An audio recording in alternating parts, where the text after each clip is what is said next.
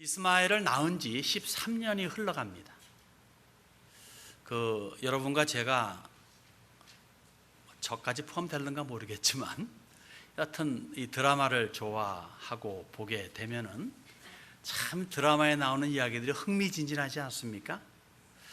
뻔한 스토리인 거 알면서도 그냥 분내고 기뻐하고 박수치고 열내고 하는 거 보면은 참 재미있다 싶은데, 이 드라마틱한 라이프라고 하는 것이 결국은 인생의 굴곡을 말하는 것이고, 굴곡이 없는 인생은 이야기가 없어요. 즉 굴곡이 없다, 드라마틱하지가 않다 하는 것은 뭐 한면으로는 무미건조하다라고 볼 수 있겠으나 또 다른 면에 보게 되면 행복한 삶이 연결이다라고 볼 수도 있겠습니다. 여기 85세 6세 때에 이스마엘을 낳게 되는 사건이 있었죠. 뭐 하갈을 첩으로 취해라 등등 이런 사건 이후에 이스마엘을 낳습니다. 그런 연후에 13년 동안 잠잠합니다. 아무런 이야기가 성경에 없습니다. 물론 이 13년 동안에도 무슨 이런저런 사건이 있었겠고 또 뭐 먹고 마시는 일도 있었겠고 뭐 등등 있었겠지만 전혀 언급이 없이 갑자기 이 창세기 17장을 열게 되면은 아브라함이 99세 되었을 적에 하나님께서 나타나신 장면이 나옵니다. 그러니까 13년 동안에는 나름 이스마엘을 언약의 자손으로 믿고 그리고 애지중지 키우면서 행복하고 즐거운 아이의 자람을 보면서 아브라함과 법적인 엄마 사레와 그리고 육적인 엄마 하갈이 함께 즐거워하고 기뻐하면서 행복하게 살아가지 않았나 생각을 해봅니다. 그런데 99세가 되어가지고 드디어 아브라함 앞에 하나님이 나타나십니다. 그리고 청천벽력 같은 말씀을 던져주십니다. 이스마엘이 아니다. 이스마엘이 아니다. 그러면서 하시는 말씀이, 이제 내가 24년 전에 너와 약속했던, 즉 갈대아 우르 땅에서 하란 땅에서 그리고 이 가나안 땅 처음 도착했을 때 너에게 반복해서 말씀해 주었던 그 언약을 이제 이루려고 한다. 그렇게 되려면은 이제 너의 인생에, 너의 삶에 획기적인 변화가 일어나야 한다. 머리에서부터 발끝까지 일어나는 대변화다. 전격적인 변화다. 이것이 먼저 선행되지 않고는 내가 너에게 약속한 언약이 이루어질 수 없느니라 라는 내용으로 말씀을 전해 주십니다. 오늘 우리가 읽을 창세기 17장 전장을 통해서 그 내용을 두 가지로 살펴보기를 원합니다. 두 가지의 변화가 일어나야 되는데 그 두 가지 변화가 어떻게 두 가지로 기록되어 있는가 하면, 첫째 이름의 변화, 두 번째로는 육적인 변화를 요구하고 있죠. 이름의 변화, 다시 말해 신분의 변화입니다. 여러분, 이름을 말할 적에는 이름만 알려집니까? 아니면 이름을 통해서 그 사람 전체가 보여집니까? 내가 알고 있는 한 그 사람에 대해서 describe가 되는 게, 묘사되는 것이 이름이죠. 여러분이 길거리 가다가 누구랑 만났습니다, 이런저런 이야기하다가 이주영 목사라고 얘기할 적에는 그 사람이 하고 그 이름만 압니까? 그 사람에 대해서 벌써 그림이 그려집니까? 그림이 그려집니다. 그 사람의 정체성을 나타내는 거죠. 그래서 누구나 좋은 이름을 원해요. 부모도 자식에게 이름을 줄 적에, 할아버지 할머니가 자식의 이름을 손자에게 이름을 주려고 할 적에 그때 좋은 이름을 주려고 애를 씁니다. 조상의 어떤 그런 대를 이어받아 가지고 그 돌림자가 있으면 돌림자를 중심으로 해가지고 거기에 아주 걸맞는 이름을 주려고 애를 쓰죠. 뭐 저는 한자를 잘 몰라서 모릅니다만 그 이름을 돌림으로 줄 적에는 그 다른 이름을 줄 적에는 획이 맞아야 되고 뭐가 맞아야 되고 뭐 그런다 그러더라고요. 그렇게 해서 최고의 이름을 주려고 애를 쓰는 것은 누구든지 좋은 이름을 통해서 좋은 사람이 되기를 원한다는 그런 소원함이 있는 거죠. 그래서 이름값도 못한다 라는 그런 말도 있지 않습니까? 여러분, 자식 이름 중에 여러분이 알고 있는 사람 중에 뭐 박귀신이라는 사람이 있어요? 정사탄이라는 사람이 있습니까? 제가 아는 바로는요, 미국 정부에서도 이름을 등록하려고 할 적에 제 아들의 이름을 세이턴 스미스라고 하면 정부에서 안 받아준다고 합니다. 그러니까 해약되는 말들은 허락이 안 될 정도로 미국 정부도 아마 우리나라 정부도 비슷한 그러면 룰이 있을 줄로 아는데 그런 거예요. 좋은 이름을 나라도 원하고 개인도 원하고 가정도 원하는 거죠.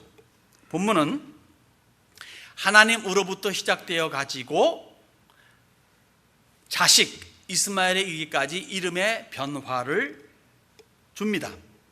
즉 정체성의 변화예요. 사람이 바뀐다는 거죠. 근데 이것은 사람의 측면에서는 바뀌는 거지만 사실 하나님의 측면에서 보게 되면 바뀐다기보다는 원래 하나님께서 이 사람, 저 사람, 그 사람에게 의도했던 바를 드디어 나타내는 순간이라 그렇게 볼 수가 있겠습니다. 1절과 2절을 통해서 우리는 전능하신 하나님으로 보여지는 것을 보게 됩니다.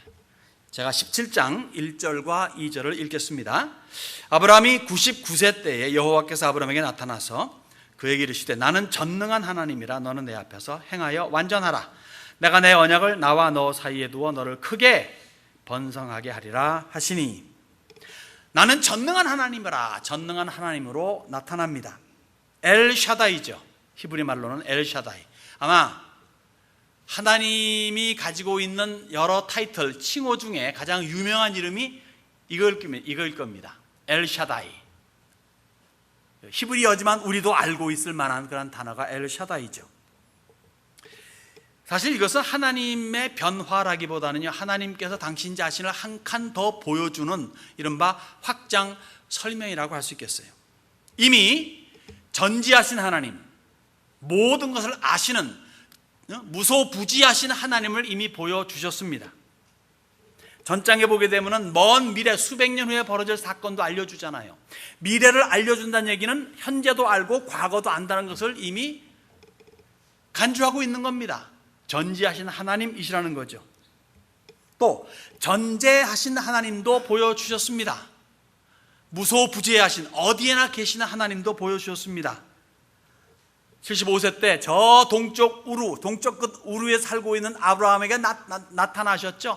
저 북쪽 하란에 있는 그러한 하란에서 나타나셨죠. 그리고 저 남쪽 애굽 땅에서 또 함께 가셔가지고 거기서 또 끄집어내었습니다. 아마 아브라함이 배 타고 서쪽 지중해, 지금의 지중해 바닷가로 갔더라면 거기에도 나타나셨을 하나님이십니다. 어디에나 계시는 하나님임을 이미 보여주고 있습니다. 그리고 본격적으로 오늘 본문을 통해서 전능하신 하나님으로 아주 자리매김하고 있는 것을, 도장 찍고 있는 것을 우리가 보게 되죠. 왜? 이미 십수년 전에 그돌라오멜의 연합대군을 여지없이 격파하신 하나님이십니다. 그리고 초강대국인 애굽 제국의 황제 바로를 꼼짝 못하게 하신 하나님이세요. 그러하신 하나님이시기 때문에 당시의 최대의 강력한 자들을 아주 속수무책으로 만들어 보신 하나님이시라면 전능하신 하나님이라 라고 평해도 틀릴 바가 없다는 거죠.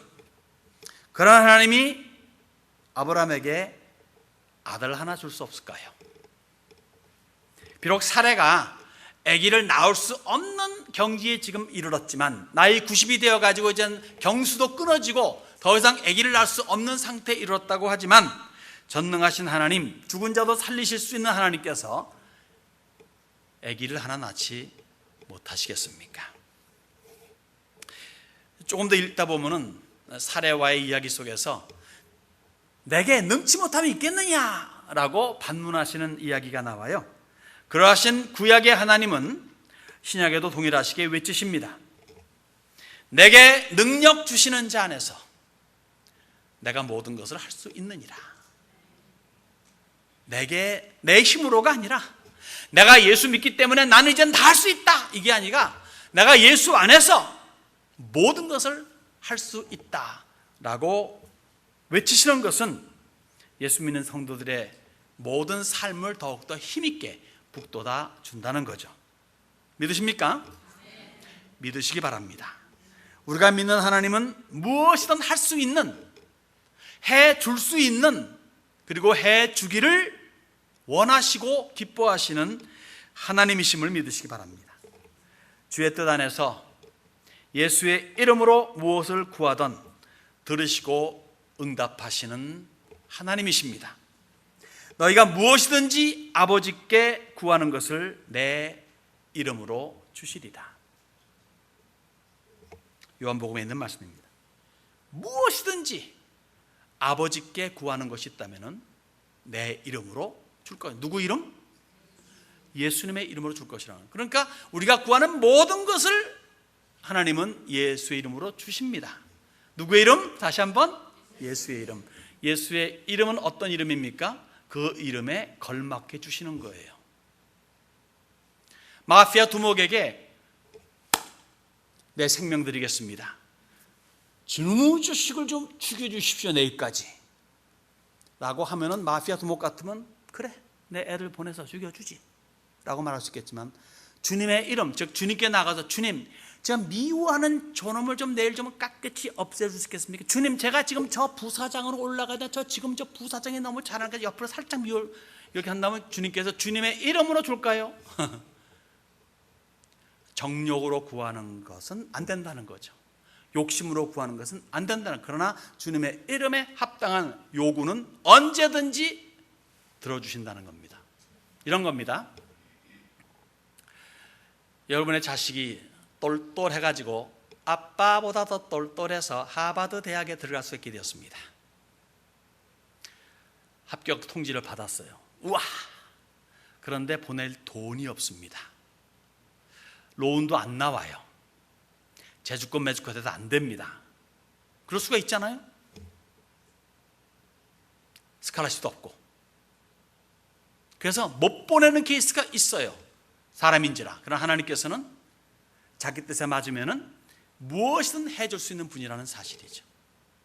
여러분께서 하나님의 뜻에 맞게 구하시는 것이 있다면 그것이 무엇이든 주님의 가장 적당한 때에 이루어 주실 것을 믿으시기 바랍니다. 그때 아브라함에게 재확인하신 너를 크게 번성하게 하리라, 2절에 너를 크게 번성하게 하리라 라고 하시는 그 말씀이 오늘 우리 세미 안에 풍성하게 임할 줄 믿습니다. 왜요? 풍성한 교회이니까, 풍성한 성도들일 줄로 믿습니다. 하나님은 전능하신 하나님으로 확장 설명해 주십니다.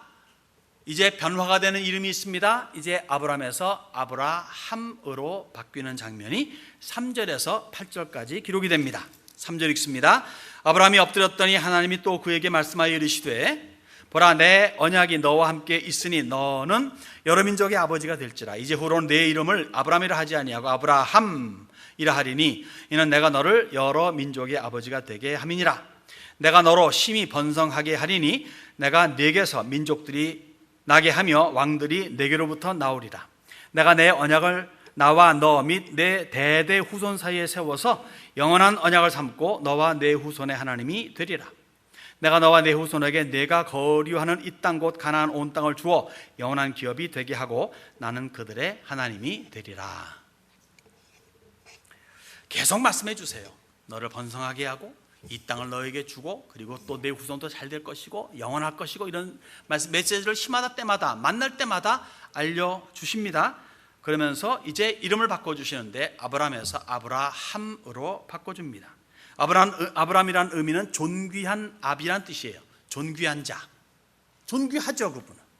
이미 존귀한 대우를 받고 있는 아브라함입니다만 거기에 더 크고 더 적극적인 차원에서 아브라함이라고 합니다. 즉 존귀한 아비에서 열국의 아비로 바뀌는 거죠. 어느 한 부족, 어느 한 조그만 단체에서의 존귀한 사람으로 끝나는 게 아니라 많은 이들, 많은 나라, 많은 족속 가운데서 가장 존귀한 자라고 하는 그러한 이름을 받게 된다는 겁니다. 훨씬 더 큰 차원이죠. 그리고 매우 전진적이고 적극적이고 생명적입니다. 다시 말해서 H 발음, 흐 발음이 더 들어가요. 아브람에서 아브라함으로 바뀌게 되면 생명이 더 부여된다는, 뿜어내는 듯한 느낌 아닙니까? 사는 방법이죠. 우스갯소리 하나가 있는데요. 사람이 물에 빠지면요, 미국 사람은 한국 사람보다 빨리 죽는데요. 왜냐하면요, 사람 살려라는 말을 영어로 뭐라 그러죠? help me, help me 그러잖아요. 미국 반 어떻습니까? help me, help me. 물을 많이 마셔요. 한국말은 보면 help me, help, 물을 쏟아내. 농담입니다. 어디까지나. 아브라함에서 아브라함보다 더 적극적이고 앞으로 나아가는 그러한 자세입니다. 비록 그가 살아 생전에는요, 다른 가정에 비하면 오히려 더 초라할 정도로 달랑 아들 하나였어요. 물론 뭐 첩들에게서 난 아들들이 나중에 생겨나지만 어쨌든 다른 가정들에 비하면 초라합니다. 100세가 돼서 애를 낳고 말이죠. 보통 20, 30대 또 시작을 해야 될 판인데 뭐 어떤 그렇게 됩니다. 그렇지만 분명 미래를 미리 본 환상에서 엄청난 기쁨을 누리고 살았습니다. 예수님까지 봤어요. 아브라함은 예수님을 봤습니다. 우리는 여긴 안 나타나요. 몰라요. 그렇지만은 분명히 요한복음 8장에 보면은 이런 말씀이 기록됩니다. 나의 볼 때를 예수님께서 하신 말씀이에요. 바리새인들에게. 아브라함은 누구냐? 그는 나의 볼 때를 즐거워하다가 보고 기뻐하였느니라 이거예요. 나를 보고 기뻐했다는 겁니다. 응해 하고 태어나신 예수를 보고 기뻐했고, 왜 온 세상의 메시아로 태어났으니까.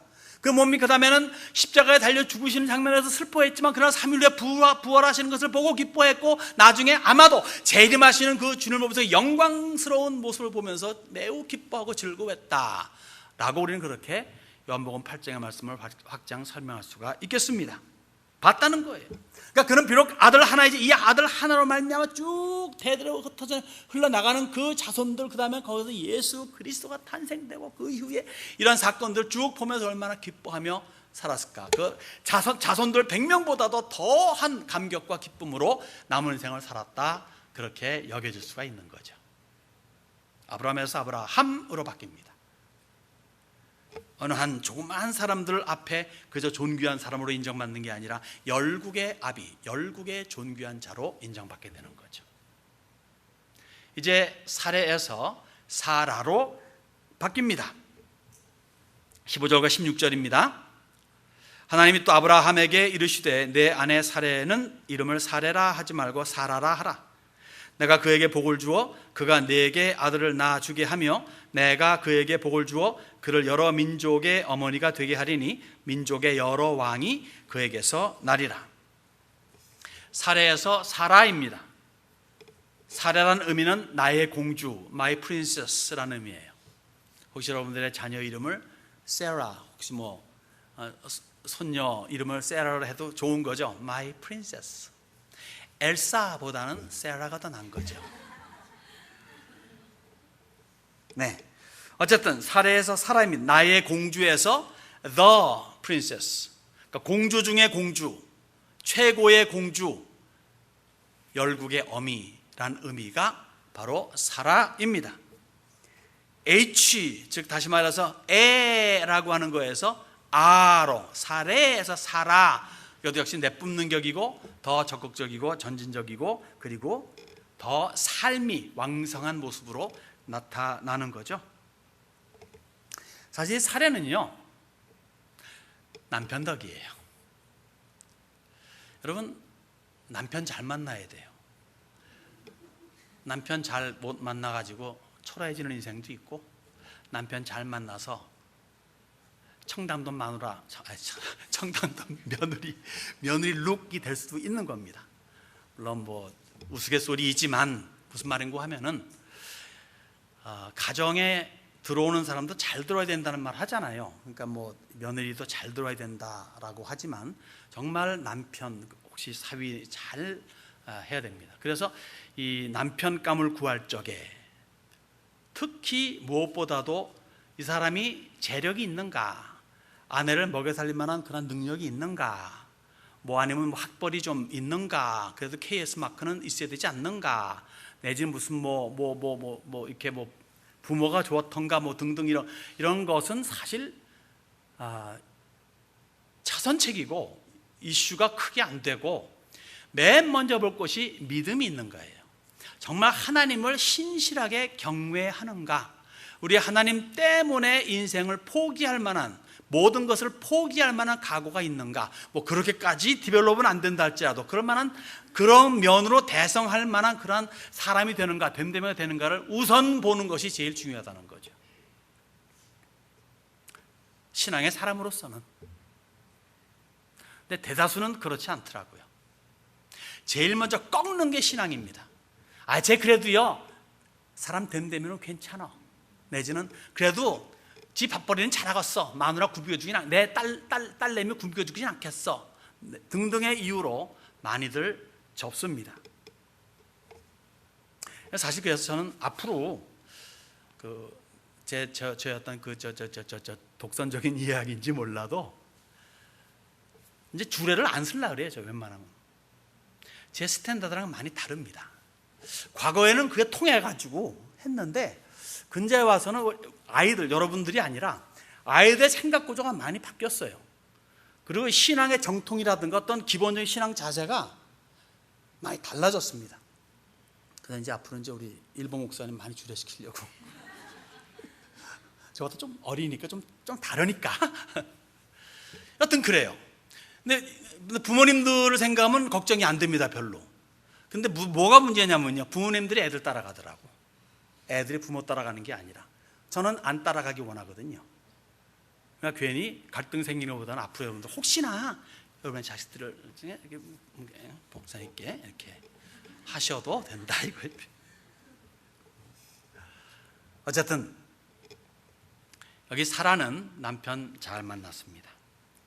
물론 뭐 반 우스갯소리이지만은 여러분 기도할 적에 여러분의 이제 여러분의 사위 내지 이제 며느리 이제 맞아들일 만한 또 연세인 분들 꽤 되지 않습니까? 이 맞아들이신 분들도 계시지만 기도할 적에 기도의 내용을 정말 믿음이 좋은 사람을 기도하십시오. 그렇게 기도해도 자식들 나 이 사람이 할래 그러면 참 요새는 막 힘들잖아요. 언제 부모 뜻 따라 결혼합니까? 지수 따라 결혼하지? 그러니까 기도라도 정말 간절한 마음으로 기도한다면은 하나님께서 좋게 선하게 인도해 주실 줄로 믿습니다. 비록 사라는 살아생전에는 남들과 비교할 적에 달랑 아들 하나밖에 없었어요. 그렇지만은 히브리서 11장에 보면요, 사라는 믿음의 여인으로 이렇게 기록이 됩니다. 거기에 뭐라고 기록되는가 하면은요, 약속하신 이를 미쁘신 줄로 알고 믿고 그리고 따라갔다 이렇게 말합니다. 약속하신 이가 누구냐? 여호와 하나님이시죠. 여호와 하나님이 미쁘신 줄 알았다. God is faithful. 즉 나에게는 충성되게 해주신다. 약속하신 것을 꼭 이루시는 이로 믿었다 이거예요. 그렇게 믿고 몇 년을 더 살았습니까? 아기 낳고 36년을 더 살았습니다. 어떻게 보면 참 세상적인 측면에서 보게 되면 안 된 여인이에요. 왜요? 90세에 첫 애를 낳고 끝났습니다. 그 다음에 뭡니까? 애도요, 젊을 때 낳아야 쉽게 낳지. 그리고 뭡니까? 36년을 사는데 며느리도 못 보고 죽었어요. 이 아주 칠칠치 못해가지고 이삭이 엄마 내가 좋아하는 여자 데려오지도 못하고 뭐 결국 죽은 다음에 4년이 지나서야 리브가를 얻게 됩니다. 천당에서 봤을런가 몰라도. 그러니까 보면 세상적인 측면에서는요 별로 그렇게 참 애를 키우면서 행복하게 또 며느리 맞이 이런 것을 별로 누리지 못했습니다만은 약속하신 일을 미쁘신 줄로 믿고 따랐기에 그는 믿음의 여인으로 당당하게 이름이 올라갔습니다. 자, 이제는 마지막으로 변화되는 사람은 이삭입니다. 이삭으로 변화가 됩니다. 17절에서 22절 말씀까지 보겠습니다. 아브라함이 엎드려 웃으며 마음속으로 이르되 100세 된 사람이 어찌 자식을 낳을까? 사라는 90세니 어찌 출산하리요 하고 아브라함이 이에 하나님께 아뢰되 이스마엘이나 하나님 앞에 살기를 원하나이다. 하나님이 이르시되 아니라 내 아내 사라가 내게 아들을 낳으리니 너는 그 이름을 이삭이라 하라. 내가 그와 내 언약을 세우리니 그의 후손에게 영원한 언약이 되리라. 이스마엘에 대하여는 내가 내 말을 들었나니 내가 그에게 복을 주어 그를 매우 크게 생육하고 번성하게 할지라. 그가 12두령을 낳으리니 내가 그를 큰 나라가 되게 하려니와 내 언약은 내가 내년 이 시기에 사라가 네게 낳을 이삭과 세우리라. 하나님이 아브라함과 말씀을 마치시고 그를 떠나 올라가셨더라. 이스마엘이 아니라는 거죠. 이삭이라는 겁니다. 13년 동안 그래도 철저하게 믿었던 하나님의 언약의 아들 이스마엘이 아니라는 말 들을 적에 참 아브라함의 마음은 어땠을까요? 어쨌든 이스마엘에서 이삭입니다. 이스마엘의 의미는 들으심이라는 의미예요. 하나님이 들으셨다. 즉 하갈의 그 고통과 하갈의 원통함을 들었다 이거예요. 그래서 이름을 이스마엘이라, 내가 듣고 있다, 내가 이 아이와 함께 한다는 의미로서 그 의미인데, 이삭은 뭡니까? 웃음이라는 거예요. 즐거움, 웃음. 들으심에서 이제 웃음으로 바뀌게 됩니다. 사람의 방법, 즉 사라가 아브라함에게 하갈을 첩으로 주면서 하는 그 사람의 방법에서 하나님의 방법으로 옮겨가는 거예요. 변화되는 거예요. 첩에서 이제 정실로 옮겨가는 겁니다. 종의 신분에서 자유인의 신분이죠. 종의 신분, 여종에게서 태어난 이스마엘이 아니라 자유인, 정실 부인, 바로 사라에게서 태어나는 아들의 신분으로 옮겨가는 거죠. 갈등에서 행복입니다. 이스마엘을 베고 그 다음에는 가정에 어떤 불화가 일어나는, 갈등이 일어나는 그런 사건에서 이제는 뭡니까? 웃음, 행복으로 옮겨가는 장면이에요. 일반적인 출생에서 기적적인 출생입니다. 누구나 정상적인 차원에서 아기를 낳을 수 있는 관계에서 이제는 아기를 낳을 수 없다고는 여인에게서 아기가 낳는 기적적인 그러한 출생입니다. 육체를 따라 해서 언약을 따라로 바뀌어지는 장면이죠. 여러분, 이름이 바뀌는 정도가 아니라 사람마저도 바뀌어버려요. 이스마엘의 출생은 가정에 불화를 일으킵니다. 그러나 이삭의 출생은 가정에 웃음을 선사해 줍니다. 다시 말해서 사람의 최고의 방책이 결국은 불화를 조장할 수 있지만, 하나님의 방책은 언제든지 웃음을, 즐거움을 가져다 준다는 겁니다. 여러분에게도 변화가 났습니다. 예수를 믿으면 누구나 변화를 일으킵니다. 누구든지 그리스도 안에 있으면 새로운 피조물이라. 이전 것은 지나갔으니 보라, 새 것이 되었도다. 아브라함이 아닌 아브라함입니다. 사레가 아닌 사라입니다. 이스마엘이 아닌 이삭입니다. 옛것이 아닌 새 것입니다. 육체가 아닌 성령입니다. 육체를 따라 사는 것이 아닌 성령을 따라 사는 겁니다. 내가 아닌 예수입니다. 내 중심적 삶이 아닌 예수 중심적 삶입니다. 살면 살수록 나는 낮아지고 낮아지되 살면 살수록 예수님은 높아지고 높임 받기를 원하는 겁니다. 그리고 그 결과는 불행, 불화, 갈등이 아닌 웃음, 화목, 그리고 연합입니다. 보장합니다. 그런 세미안입니다. 그런 여러분들이십니까?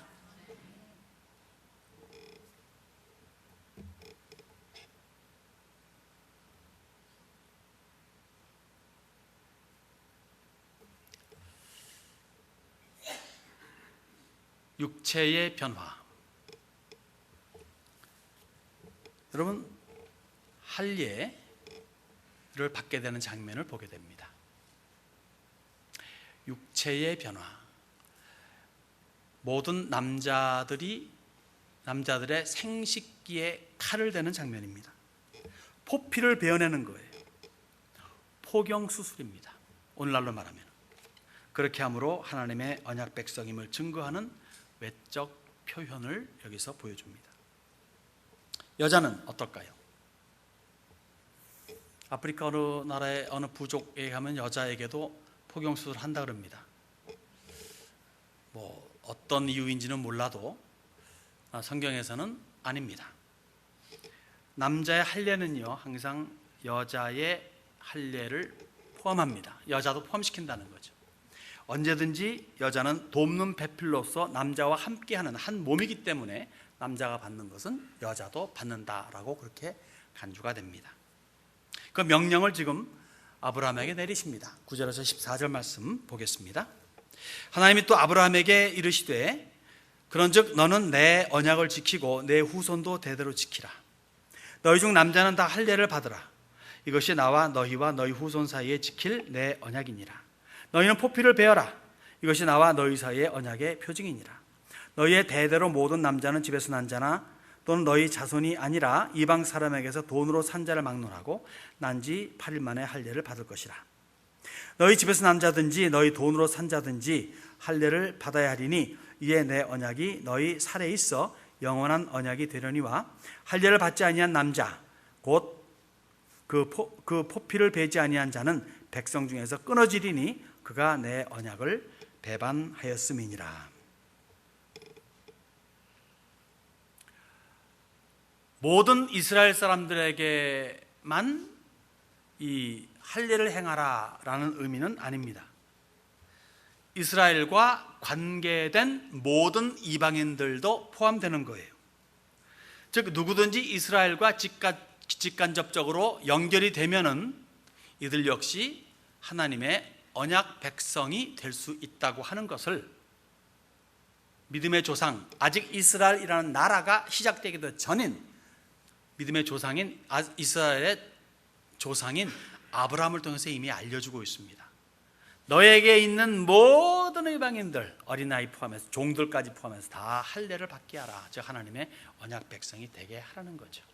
그러니까 하나님은 언제든지요 모든 이들의 하나님이시지, 이스라엘이라는 아브라함을 택하시고 이스라엘이라는 나라를 만드셔가지고 온 세계의 하나님임을 알려주게 하시기 원하는 거지, 이스라엘만을 위해서 역사하신 하나님은 아니라는 겁니다.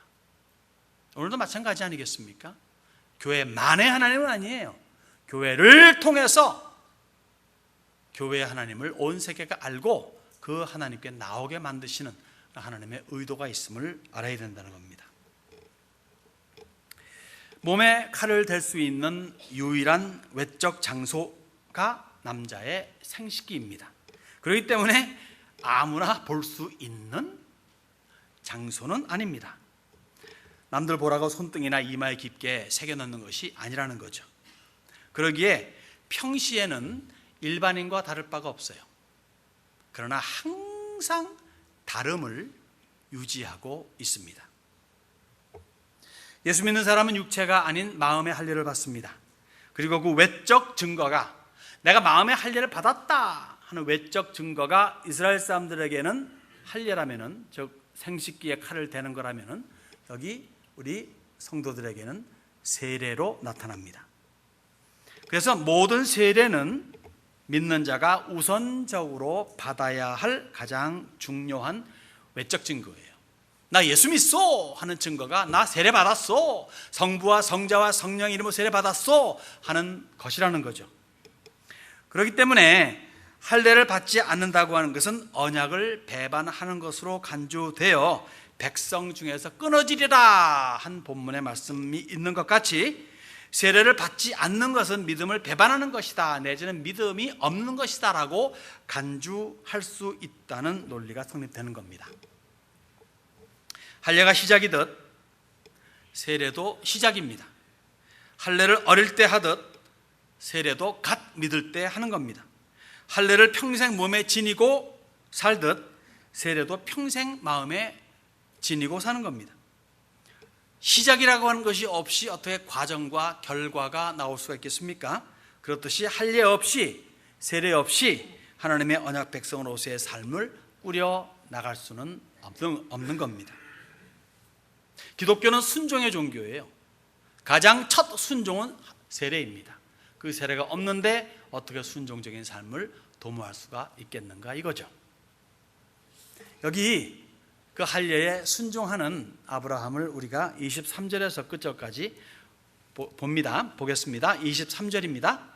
이에 아브라함이 하나님이 자기에게 말씀하신 대로 이날에 그 아들 이스마엘과 집에서 태어난 모든 자와 돈으로 산 모든 자 곧 아브라함의 집 사람 중 모든 남자를 데려다가 그 포피를 베었으니, 아브라함이 그의 포피를 벤 때는 99세였고 그의 아들 이스마엘이 그의 포피를 벤 때는 13세였더라. 그날에 아브라함과 그 아들 이스마엘이 할례를 받았고 그 집의 모든 남자고 집에서 태어난 자와 돈으로 이방 사람에게서 사온 자가 다 그와 함께 할례를 받았더라.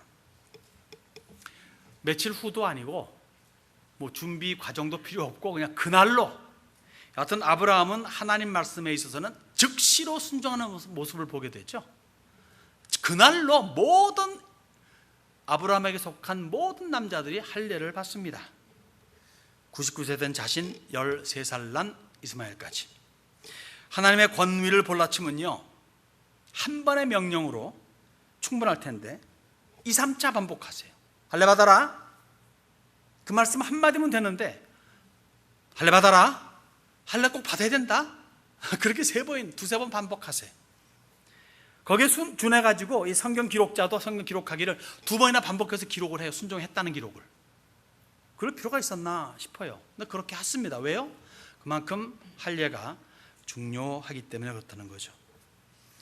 아브라함에게 속한 모든 남자들, 노소를 막론하고 주종을 종과 관계없이, 즉 주인이든 종이든 하인이든 상관없이 신분의 고하를 막론하고 누구든지 다 할례를 받았다는 얘기죠. 우리 교회는 1년에 2번 세례를 베풉니다. 학습을 거친 후에 베풀죠. 나름 안전장치예요. 학습이라고 하는 것은 사실 안전장치입니다. 실수로 믿지 않는 사람에게 세례를 베푸는 일을 좀 줄여보고자 하는 의도입니다. 그렇지만은 형편과 사정에 따라서 당장 세례를 베풀 수도 있어요. 왜냐하면 세례의 오직 조건은 믿음이기 때문에 그렇습니다. 예수를 믿는 믿음이 확고하면은 언제든지 세례를 받을 수가 있다는 거죠. 그런데 얼마나 세례가 중요한가 하면요, 우리 주님의 지상 명령에서 주님께서 부활하시고 승천하시기 직전에 사람들을 모아놓고, 특히 제자들을 모아놓고 명령하신 명령, 지상 대명령, The Great Commission, 이 Great Commission은 아주 클리어하게 나타나 있습니다. 너희는 가서 모든 민족으로 제자를 삼아 아버지와 아들과 성령의 이름으로 세례를 베풀고, 그죠? 내가 너희에게 분부한 모든 것을 가르쳐 지키게 하라. 가가지고 전도했는데 예수를 믿는 사람이 되었어요. 그럼 그게 뭡니까? 이 지상대 명령에 의하면은 예수를 믿게 된 사람들은 다 제자라 이거예요. 그래서 제가 여러 해 전에 외친 적이 있었는데, 모든 그리스도인들은 그리스도의 제자입니다. 그래서 그리스도의 제자는 자기의 삶을 부인하고 십자가를 지고 주님을 쫓아가는 것이 제자입니다. 아무든지 나를 따르거든, 내 제자가 되려거든 하는 그 조건을 붙여주신 거죠. 그죠? 그래서 예수를 믿는 것은 거저이지만은 살아가는 삶은 우리의 모든 것을 요구한다라는 것을 우리가 알아야 되고, 모든 것을 드렸을 적에는 우리 주님의 모든 것을 내가 누릴 수 있다는 거예요. 안 드리면 안 드린 만큼 나는 못 누려요. 그러니까 인생살이 믿는 사람으로서 인생살이 힘든 사람들이 있습니다. 갈등 많은 사람들이. 왜 그렇습니까? 몽땅 안 드렸기 때문에. 안 드린 만큼 주님께서 못 주시는 거예요. 안 주는 게 아니라. 몽땅 줘보세요. 그분의 몽땅 것을 내가 가질 수가 있다는 것이니까, 내가 가지고 있는 IQ 100에서 134의 대부분의 여러분들의 삶에 살아가는 것보다 하나님의 무한하신 IQ로 주시는 것이 얼마나 더 복된 겁니까? 왜 그런 수지 맞는 일을 생각하지 못하시는지 모르겠어요. 혹시 여러분께서 그런 수지가 맞지 못하다면 여러분의 손자녀 이름 중에 수지로 한번 이름 해보십시오. 네, 모든 제자입니다. 믿는 사람 제자를 삼아서 아버지와 아들과 성령의 이름을, 제일 먼저 하는 게 뭡니까? 세례예요. 그 다음에 분부한 모든 것, 성경 말씀을 따라서 가르쳐 지키게 하는 겁니다. 그래서 예수를 믿으면 첫째적 의무 혹 조건 내지 책임이 믿는 사람들에게 있다면 세례받는 거죠. 난지 8일 만에 할례 받듯이. 그런 다음에 삶입니다. 살면서 교정한 후에 내가 사람 됨됨이가 되면 세례받겠다 하는 것은 평생 가도 못 받을 겁니다. 자기가 스스로 노력해서 인격을 제대로 갖춘 다음에 세례받겠다 하는 것은 안 받겠다는 의미랑 같은 겁니다. 그만큼 못한다는, 안 하는 게 아니라 못하는 거예요. 세례를 받고 성경의 가르침을 따라 살아가면서 신자다운 신자가 되어 가는 겁니다. 즉 성화의 단계를 거쳐서 성숙한, 허물없는, 완전한, blameless, 이제는 너는 내 앞에서 완전하라, you be blameless 말한, 그 아브라함이 말한 것 같은 바로 그거예요. 그래서 완전한 사람으로 점점 성숙해져 가는 거죠. 사랑하는 여러분들, 한 가지 미리 언급하고 싶은 사항이 있습니다. 이런 대변화가 일어난 후에야 이삭이 태어납니다. 다시 말해, 이렇게 육체적인 변화가 있게 되고 이름의 변화가 있게 난 다음에 아브라함과 사라가 관계를 맺고 그래서 태어난 자녀가 이삭이라는 겁니다. 시작부터 달라요. 명실공히 언약의 아들입니다. 천주교에서는 세례를 받은 다음에 세례명을 준다고 그러죠. 나쁜 이름 줍니까? 아니죠. 다 좋은 이름 줍니다. 왜? 너는 그 이름답게 그렇게 거룩하게 살아야 된다라는 의미에서. 좋은 의도죠. 우리 기독교는 세례 주고 난 다음에 세례명을 주지는 않습니다. 그렇지만 내용적인 면에서는 같아요. 변화된 사람을 살아라. 너는 이제는 새로운 피조물이다 라고 그렇게 말합니다. 자, 그런 면에서 우리 역시 세례를 받은 사람들, 대부분 여러분들, 또 세례를 받아야 될 사람들은 그렇기 때문에 더욱더 애쓰고 수고하면서 그렇게 완전한 사람으로 발돋움해가는 여러분들이 되셔야 될 줄로 믿습니다. 전제, 전지, 전능, 무한하신 하나님이 우리의 하나님이십니다. 하나님의 택함 받아 예수 믿게 되어서 구원함을 얻은 변화받은 성도로서 매일이 변화되는 삶을 살아가는 여러분들이 되시기를 주님의 이름으로 축원합니다.